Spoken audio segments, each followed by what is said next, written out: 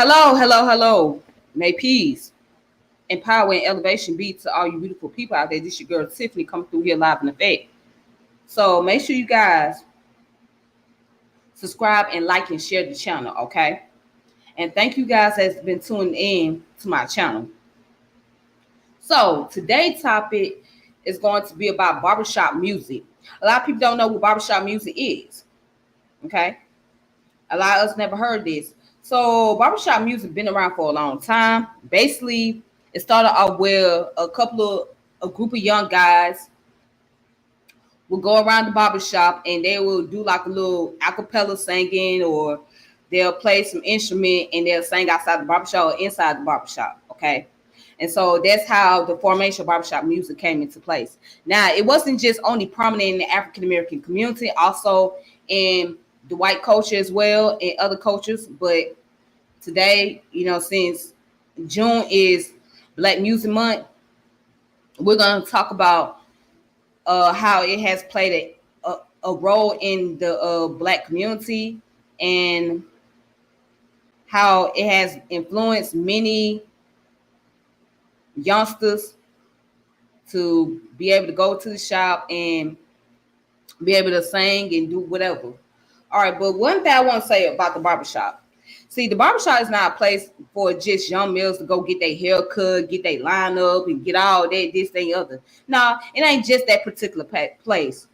The barbershop is also a place where many of them go in fellowship. When I say fellowship, they go there to have like a gathering.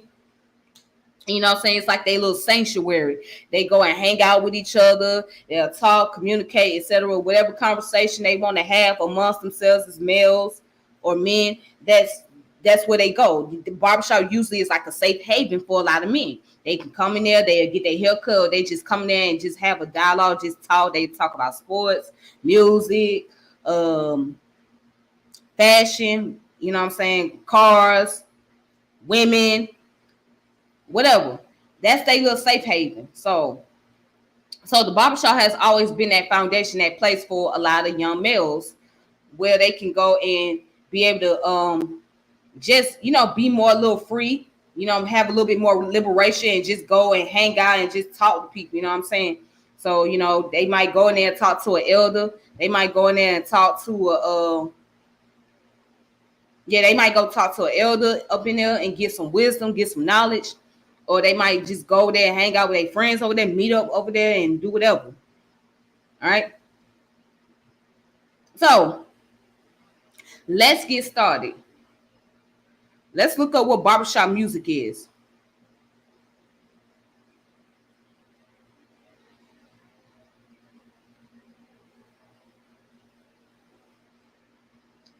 So barbershop music is the barbershop vocal harmony as codified during the barbershop revival era, 1930s to present. Is a style of a cappella, close harmony, or unaccompanied vocal music characterized by constant four-part chords for every melody, noted in a primarily rhythmic texture. All right. So each of the four parts has its own roles. Generally, the lead sings the melody, the tenor harmonizes above the melody, the bass sings the lowest harmonizing notes, and the baritone completes the chord, usually below the lead. The melody is not usually sung by the tenor or baritone except for an infrequent note or two to avoid awkward voice leading in tasks or codas, or when some appropriate embellishment can be created. One characteristic feature of barbershop harmony is the use of what is known as snake and swipes. This is when a chord is altered by a change in one or more non-melodic voices. Occasional passages may be sung by fewer than four voice parts. Okay, so let's just give you an example right here. You can see the pictures. All right. It says is It's generally performed by either a barbershop quartet, a group of four singers with one each part, or a barbershop chorus, which closely resemble a choir, with the notable exception of the genre of music. So it says, according to Barbershop Harmony Society, barbershop music features songs with understandable lyrics and easy singable melodies, whose tone clearly define a tonal center and imply major and minor chords in barbershop. All right, seven chords that revolve primarily around the circle of fifths, while making frequent use of other resolution. Slower barbershop songs, especially ballads, often inscribes a continuous beat, and notes are often held or sped up ad libitum. Except for the bass, the voice parts in barbershop singing do not correspond closely to their classical music counterparts. The tenor range and tessitura are similar to those of the classical countertenor. The baritone resembles the heliotenor or lyric baritone in range, and a tenor in tessitura, and the lead generally corresponds to the tenor of the classical repertoire, with some singers possessing a tessitura more similar to that of a high baritone. Barbershop singing is performed by both men and women groups. The elements of the barbershop style and the names of the voice parts are the same for both. All right.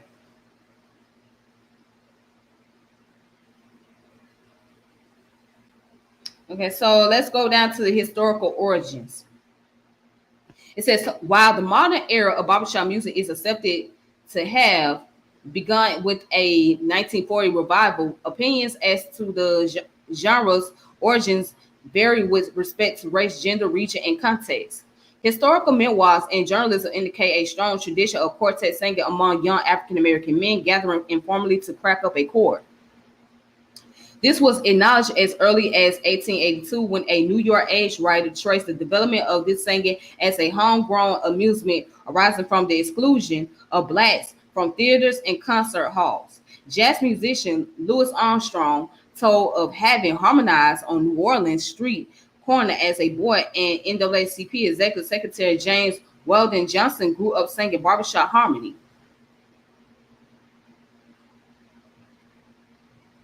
English barber's music was described in the 17th century by Samuel Pepys as a amateur instrumental music.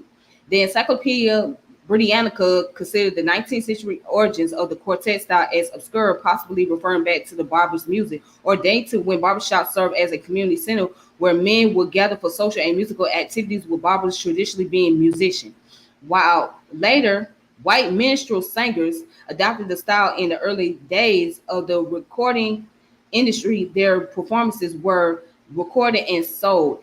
Early standards included songs such as "Shine On, Harvest Moon," "Hello, My Baby," and "Sweet Adeline." Johnson noted in the 1920s how the genre already crossed racial barriers.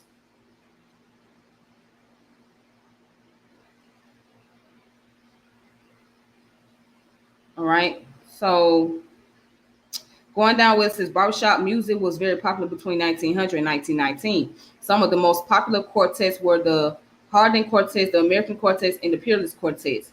Modern barbershop quartets often costume themselves in gaudy version of the vaudeville dress of this time, with boaters and vertically striped vests. Composer and pianist Scott Joplin incorporated a barbershop quartet into his 1911 opera Tremonisha. Tremonisha. The genre gradually faded into obscurity in 1920s. Although barbershop style harmonies remain in evidence in the a cappella forms of traditional black gospel and white gospel, while other researchers argue that today's barbershop music is an invention tradition related to several musical features popular around 1900, including quartet singing and the use of the barbershop chord, but effectively creating during the 1940s in the ranks of Barbershop Harmony Society whistle, creating a system of singing contests and its contest rules. So It goes into like various organizations. So it says barbershop music is promoted through the use of competition for quartets and choruses run by not-for-profit organization. Barbershop organization often provide judging, education, coaching, promotion services for local choruses and quartets. So in the United States, there are three major organizations which are intended to preserve for the style of barbershop music. The Barbershop Harmony Society, a historically men's organization until 2018. Sweet Adelines International, a women's organization in Harmony, incorporated, which splintered off from Sweet Adelines in 1959. A minor organization began in 2014 called the Miss Harmony Barbershop Association to promote Miss Harmony Barbershop quartets and choruses within the three major organizations and internationally. The Society for the Preservation and Propagation of Barbershop Quartets Singing in the U.S. formed in 2018 as a fraternal organization to preserve and perpetuate the all-male barbershop quartets.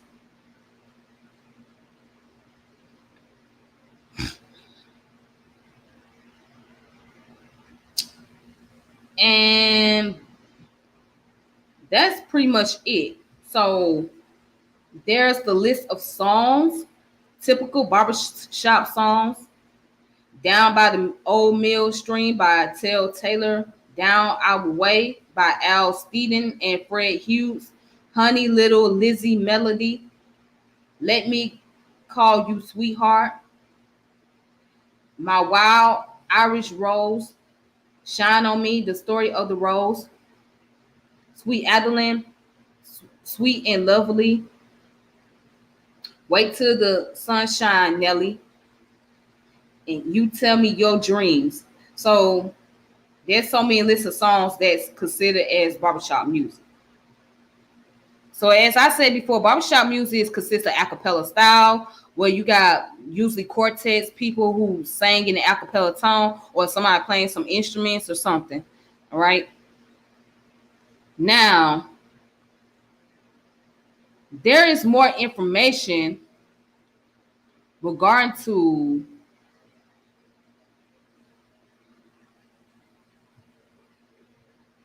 this subject.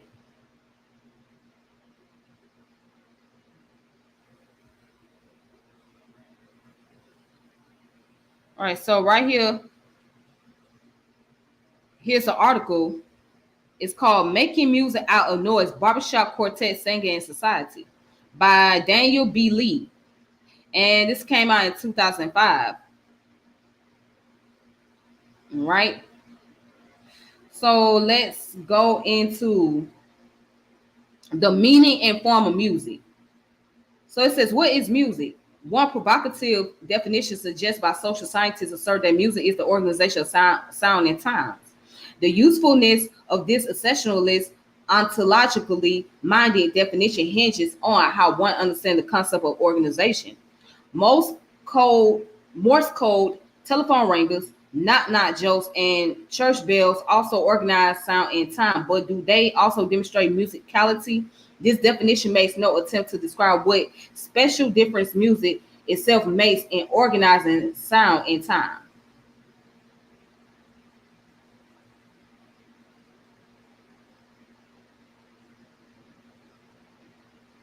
Then goes on to say music disciplines the unorganized complexity of noise, suggesting imagery preferences for the actual delivery of certain pitches at certain times. The style of music, such as barbershop, condition preferences differently. Music opens up its own possibility for organizing variety, inventing its own rules of inclusion by closing down the surplus options of noise, as the psychoanalyst W. Ross Ashby may have put it. Only the variety of music can destroy the variety of noise. Depending on the perception of noise for its own operation, the social system of barbershop provides a particularly apt illustration of how communication functions to order noise. All right, so organizing noise, the case of barbershop. It says the Society for the Preservation and Encouragement of Barbershop Quartet Singing in America held its first formal convention in Tulsa, Oklahoma in 1939 with 150 men in attendance. Today, the organization has more than 34,000 members in approximately 800 local chapters in the United States and Canada. Established to preserve a particular form of unaccompanied vocal harmony, the organization informs its new member. As time passes, you'll make friends and create memories that will last a lifetime. You'll share the excitement of preparing for a major show.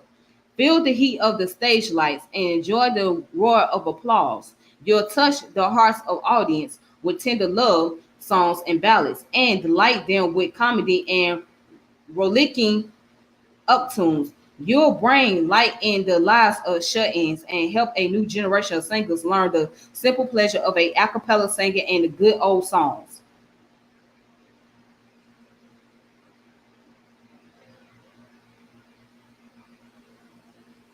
And go down to where it says singing. Singing entails the production of musical tones with one's voice. A barbershop singer must sing, but this implies that he or she must also listen. In this sense, singing forms a unity of both singing and listening.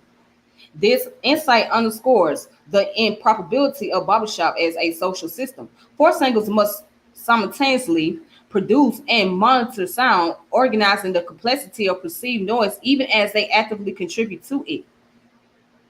Singing barbershop is not the same as singing scat, jazz, doo-wop, sacred harp, madrigal, or any other form of a vocal music. Singing a cappella is also not the only way to sing. And of course, singing is not the only way to make vocal noise. Whatever the style, the art of singing emerges out of the differences between human vocal noise and music. Barbershop is a specific way of informing or programming this difference. So most American men can make plenty of vocal noise, but they do not spend much time singing. Mm. It goes on to say a barbershop quartet requires men who are willing and able to sing, producing the medium in which the form of barbershop or some other form of singing may be differentiated and recognized by observers. All right, so if you guys want to look up more article, you can. You can look more into this article, and down here it talks about distinctive sound. And it says the social system of barbershop music reproduces itself by organizing the unorganized complexity latent within singers and listeners. This self-organization depends on the singers and listeners conforming to the selective behavioral determination made available by the form of barbershop.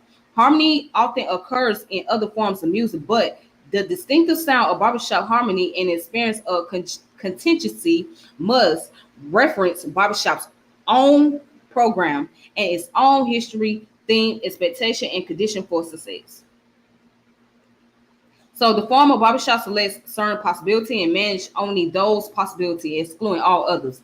This self-limitation and the needs to overcome the resulting artistic problems in what grants barbershop its distinctive sound. For example, barbershop singers are not accompanied by musical instrument. The four human voices are left alone with the problems of building a full satisfying sound. The strict functional differentiation of four parts, lead, bass, baritone, and tenor, and the prohibition of solo helps the quartet deliver a rich sound with substantial chords.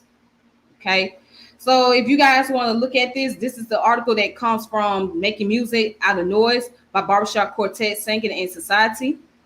And this came out in 2005 by Daniel B. Lee. Then there's another article called From Harmonic Style to Genre, the Early History 1890s to 1940s of uniquely American musical term barbershop. So Arthur Frederick Dole, American Music, Volume 32, number 2 in summer of 2014, published by the University of Illinois Press. Right?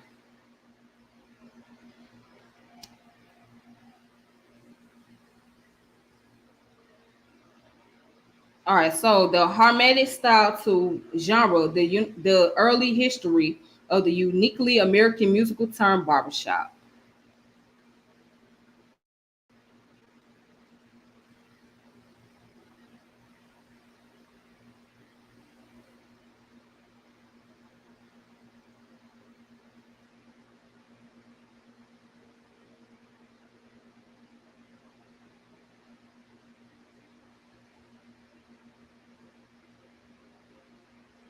So down here it says in the early American sources, the most frequent musical use of the term barbershop occurs in the expression barbershop chorus, clearly identify a harmonic context.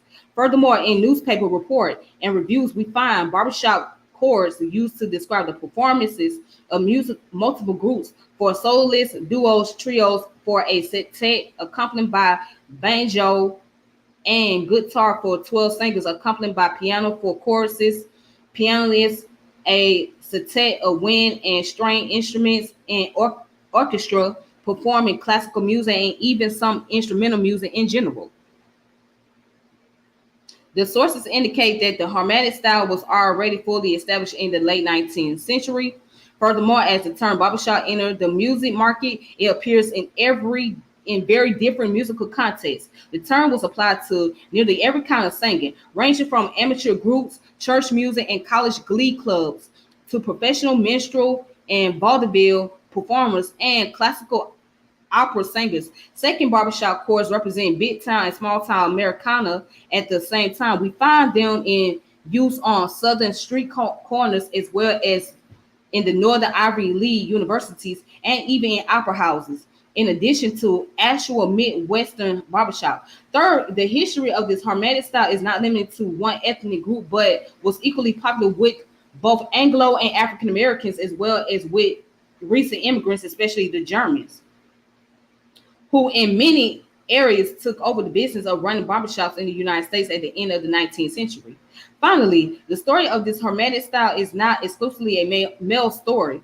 These results have a far-reaching consequences, at least from a terminological perspective. No reliable attribution can be made about its origin with regard to race, gender, region, social environment, amateur or professional, or impromptu, or composed, arranged, highbrow or lowbrow, etc. The sources quoted here are far too diverse and contradicting in their context. This is the most fascinating aspect of the story of barbershop, the rise of the barbershop chorus as a harmonic style and its name as a musical term took place on every level as an all-American musical phenomenon around 1900.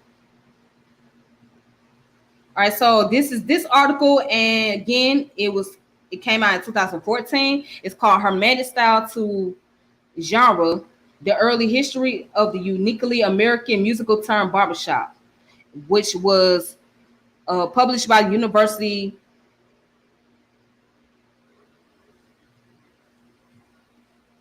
Yeah, which was published by the University of Chicago. I mean, not University of Chicago, University of Illinois. Okay.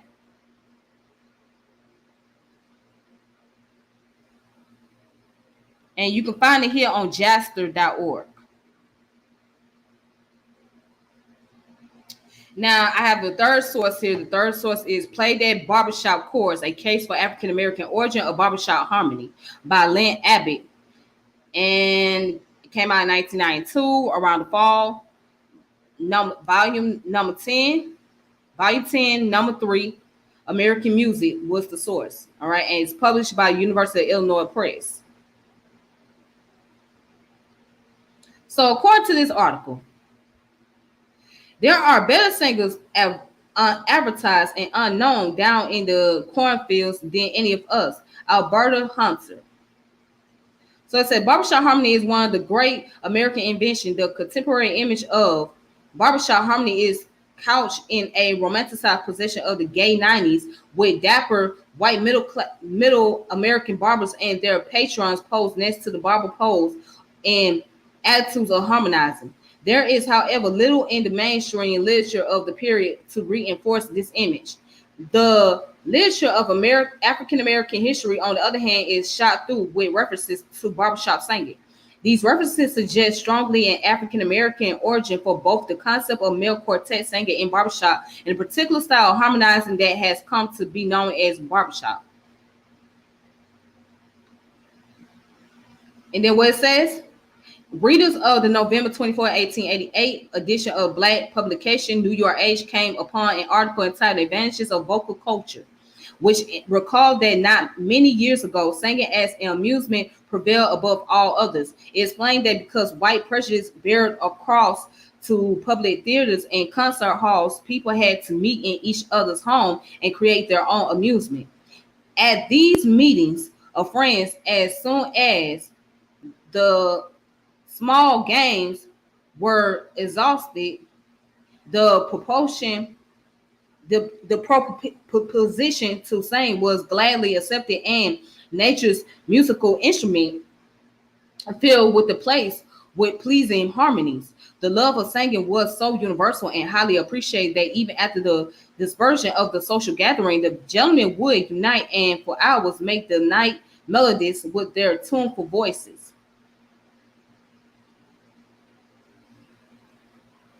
All right.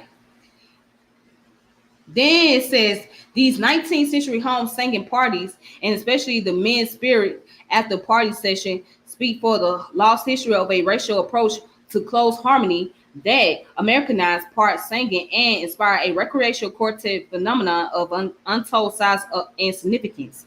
Famous vaudevillian Billy McLean recalled that when he was in Kansas City during the late 1880s, about every four dark faces you met was a quartet. His recollection was echoed by such authoritative spokesmen as James Weldon Johnson and Lawrence C.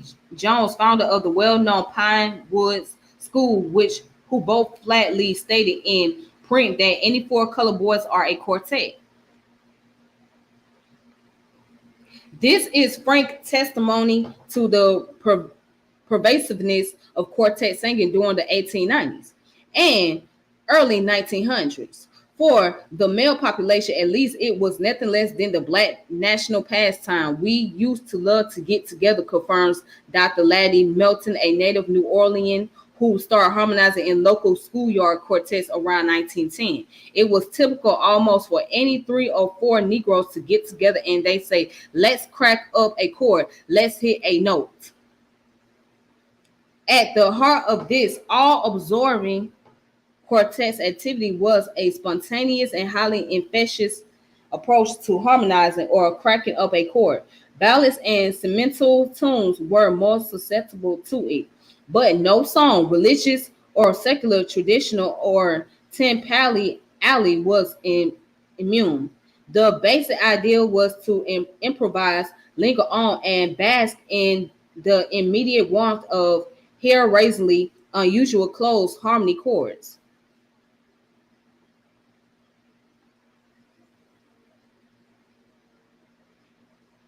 Close harmony had been reverberating through the American musical landscape since the proliferation of professional singing family and minstrel troupe quartets during the early 1840s, but such mainstream anecdotes were innocent of the rakish minors, swipes, and snakes that characterized black recreational male quartets. The art of cracking up a chord was born in unabashed celebration of the weird, organically blended harmonies that will first distinguish the group singing tradition of plantation slavery, while it readily overlapped into schoolyards, lodge halls, barrooms, shoe shine stands, railroad station, and street corners. This unique sound was eventually labeled barbershop harmony. The name bears witness to the Black American barbershop's extended role as a fraternity hall and general social institution, as well as a center for musical rehearsal and performances. Black neighborhood barbershops symbolize the free and easy male camaraderie that encouraged recreational quartet singing. Hunter C. Haynes, a turn of the century black barber and self-appointed historian of the trade, reported in 1902 that of the color shops that are catering, the color shops that are catering to their own color, none with the exception of a few were completed without a black room, which will contain a card table, checkerboard, beer cans, which are frequently in use during business hour, and is generally the headquarters for arguments on unnecessary subjects. In early 1900s, Black New Orleans, Joe Sharpie's cut rate shaving parlor was headquarters for dining car and railroad men. And because Sharpie had a vested interest in the vaudeville activity at Old Lincoln Park, it was also a hangout for local singers and performers. Another such hangout was Dewberry's Shaving Parlor and Social Club on the corner of Gasquet and Franklin Streets in the old Black Storyville session. Proprietor J.B. Dewberry boasted in 1914 that all the theoretical world knows me. I have a barbershop and a suite of rooms upstairs to entertain them. In 1908, Storyville piano professor Albert Carroll was picking up his mail at Dewberry's. Later that same year, the Hobos Social Club and Independent Burial Society, comprised of local vaudevillians, was organized in one of his upstairs room. All right. Let's see if I can skip down just a little bit. So as you can see right here again, they talk about the term barbershop. Before the term barbershop was commonly associated with male quartet singing, the old Oxford English Dictionary drew on purpose to define barber's music as harsh, discoriented music like that formerly produced by customers waiting their turn in a barbershop where a musical instrument was provided for their amusement. Aside from a mutual association with the barber trade, this definition shows nothing in common with American barbershop harmony. It does not even concern vocal music. Nevertheless, it became the point of departure for a white origins theory of barbershop harmony that has come to pass for common knowledge.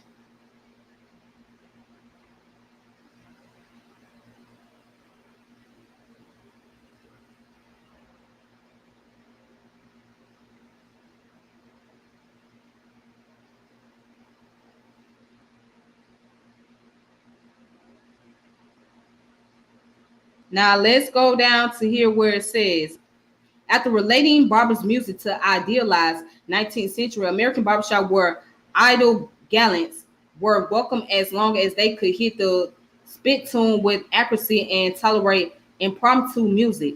Hits labeled this the classical theory propounded by old songs expert Simrod Spieth and Deke Martin. He admits that this makes good media copy, but caution. The root of barbershop singer are neither glamorous nor simplistic. There are at least four other areas of historical influences in addition to this classical theory of barber's music. The minstrel show, black singers, the soul-to-soul song, and the early recording quartets. His portrayals of black singer is vague and unnaturally isolated. The slaves on southern plantations sang to make their life more bearable. Their vocal harmonies were ear harmonies. After emancipation, blacks maintained this singing tradition. Indeed, blacks were active and talented quartet singers. So this is James Weldon Johnson. He was a member of the Atlanta University Quartet. Okay. He was the one that written the song Lift Every Voice and Sang. He was the person responsible for that song Lift Every Voice and Sang. So, yeah, he was responsible for that. All right. Oops.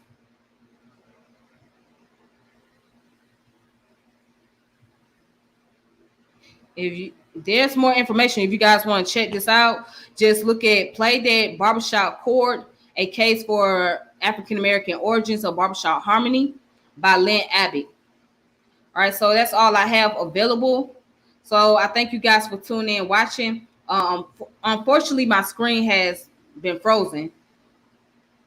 So that's why I'm doing it from the auto.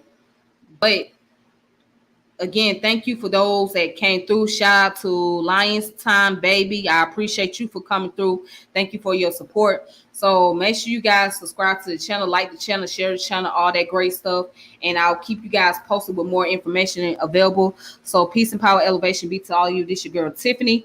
And with that being said, deuces, and y'all take it easy. Thank you so much. All right.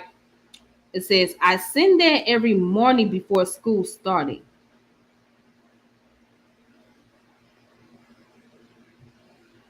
Oh, yeah. Oh, okay. I sung that every morning before school started. Oh, okay. Oh, yeah. That is the most popular song within the black community. Lift Every Voice. But yeah, Lift Every Voice was written by James Weldon Johnson. Because I remember I did a project on him when I was in 5th grade. I did a nice project and I actually got an A on it. It was a nice project. It was a beautiful project that I did. But yep, he bring that song, Lift Every Voice and Sang. Beautiful song, National Negro Anthem. That's what it is, a National Negro Anthem. But you don't hear people sing it like that no more. All right. With that being said, y'all take it easy. Y'all be safe out here in these streets. And y'all have a good day. And until next time, I will connect with you all later with any other subject matters. I will make sure that I'll start posting up more books on my community section on YouTube. So I'm gonna post up the titles of books, the information that you guys can look for, and if y'all want to read into things or whatever. So I'll be sure to do that because I haven't done that in a while. But yeah, other than that, y'all be safe. Peace.